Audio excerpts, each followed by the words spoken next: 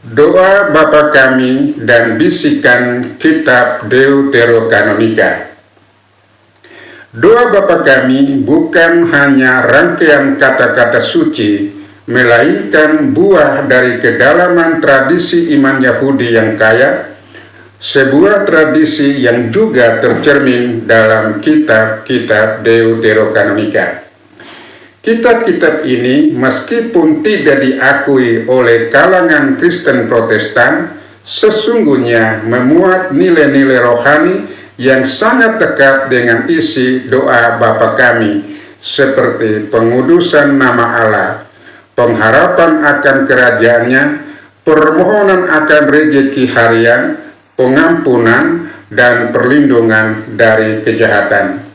Sungguh disayangkan, penolakan Protestan terhadap kitab Deuterokanonika membuat banyak umat kehilangan warisan spiritual yang menjadi jembatan antara Yahudi dan ajaran Yesus Kristus.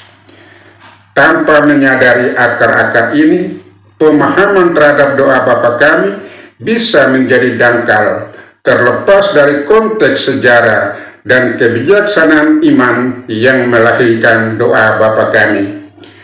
Pembahasan dalam video ini mengajak kita untuk melihat kembali bagaimana kitab-kitab Deuterokanonika memberikan kedalaman makna bagi doa yang diajarkan langsung oleh Yesus Kristus.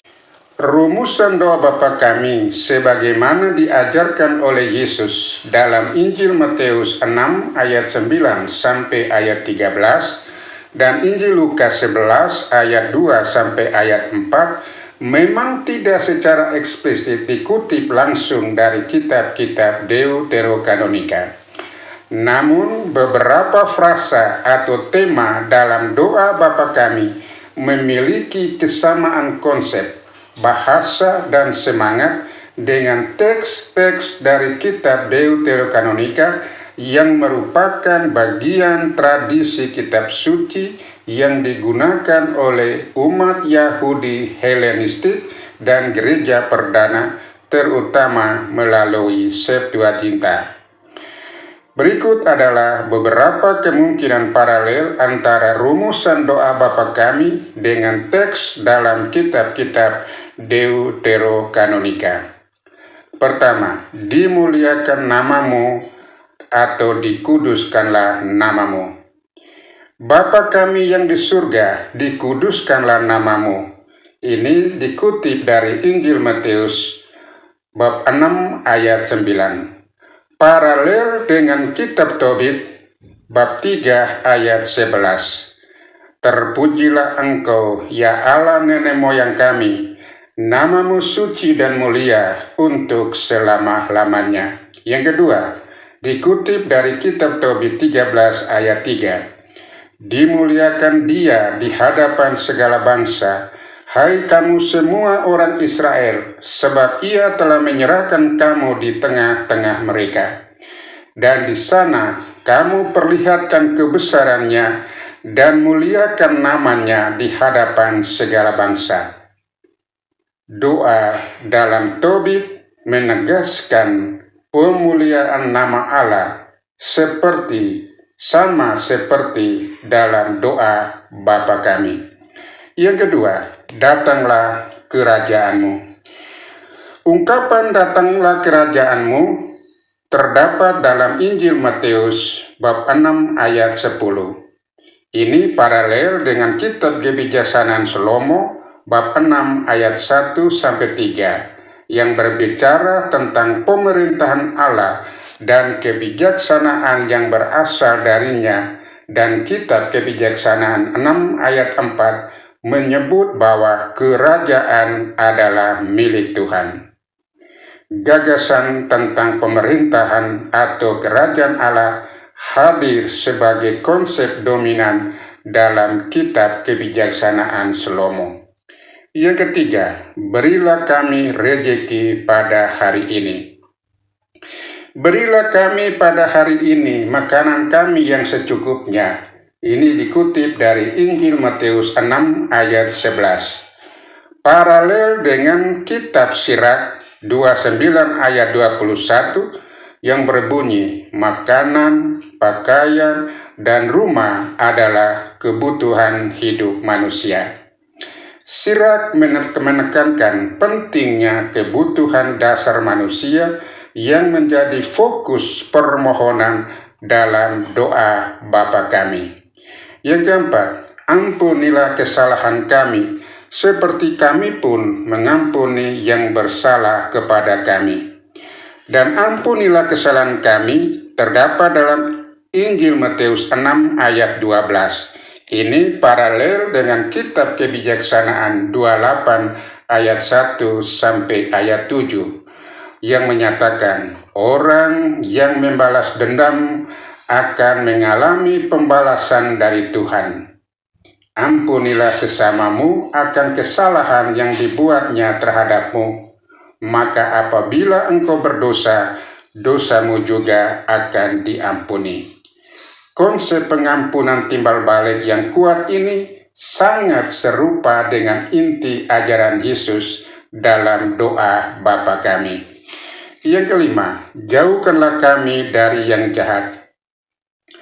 Ungkapan tetapi bebaskanlah kami dari yang jahat ini terdapat dalam Injil Matius 6 ayat 13. Paralel dengan kitab Tobit 8 ayat 7, janganlah engkau membiarkan kami binasa.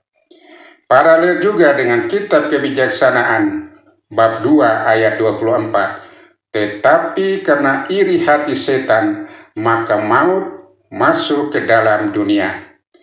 Pemikiran tentang kejahatan dan perlindungan dari maut atau dari iblis juga merupakan tema dalam kitab Deuterokanonika. Kesimpulan, yang pertama, meskipun tidak ada kutipan langsung atau eksplisit dari kitab Deuterokanonika dalam rumusan doa Bapa kami, tema-tema utama dalam doa itu sangat sejalan dengan ajaran dan semangat kitab-kitab Deuterokanonika, seperti 1. Pemuliaan nama Allah. 2. Kerajaan dan pemerintahan Allah. Ketiga, kebutuhan harian manusia. Yang keempat, pengampunan dan belas kasih. Yang kelima, perlindungan dari kejahatan. Hal ini menunjukkan bahwa doa Bapa kami berakar dalam tradisi religius Yahudi, termasuk tradisi kebijaksanaan dan doa yang hidup dalam kitab-kitab Deuterokanonika yang menjadi bagian dari budaya religius pada zaman Yesus. Yang kedua, penolakan Protestan terhadap kitab-kitab Deuterokanonika membawa dampak besar dalam hal pemahaman dan pendalaman spiritual dari tradisi doa, termasuk doa Bapa kami. Yang ketiga, karena kitab-kitab Deuterokanonika ini mengandung banyak nilai, bahasa, dan tema yang sejalan dengan isi doa Bapa kami, seperti pengudusan nama Allah, pengampunan, dan perlindungan dari kejahatan, maka penolakannya membuat banyak jemaat Protestan kehilangan konteks historis dan teologis yang memperkaya pemahaman doa Bapa kami ini. Keempat, akibatnya doa Bapa kami sering dipahami secara terputus dari akar kebijaksanaan iman Yahudi yang hidup dalam kitab Deuterokanonika dan diwariskan kepada gereja perdana. Semoga Tuhan memberkati kita semua. Amin.